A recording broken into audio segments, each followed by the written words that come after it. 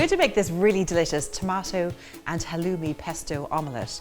First of all, I'm going to cook the halloumi. Halloumi is a really delicious cheese. It cooks really nicely because it gets nice and golden. So put a little bit of olive oil for good flavor into a pan. The pan's on the heat. Get it a bit hot and then put in the halloumi cheese. And I'm going to cook the cubes of cheese until they're golden. There. So once it's golden, then add in your halved cherry tomatoes. Season the tomatoes and the halloumi, a little bit of salt and pepper.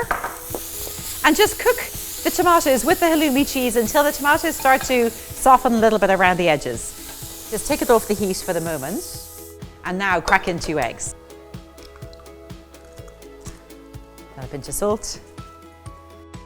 Some pesto. Lovely. And the Herbalife gourmet tomato soup really adds a lovely bit of extra tomato zing. Whisk all this. If you want to add a small splash of water, you can, or a milk. Perfect. Now start to make the omelette. Pan's nice and hot. Another bit of olive oil. Tip the mixture in quickly and then immediately start to draw it in from the sides as soon as it hits the pan.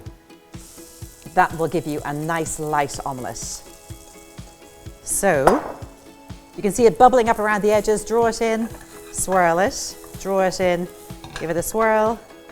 So it generally takes just under a minute to cook this omelette. When it's almost cooked, tip the tomatoes and the halloumi in. Give it a little tip like that, and then put your hand under the handle and flip it out the rest of the way.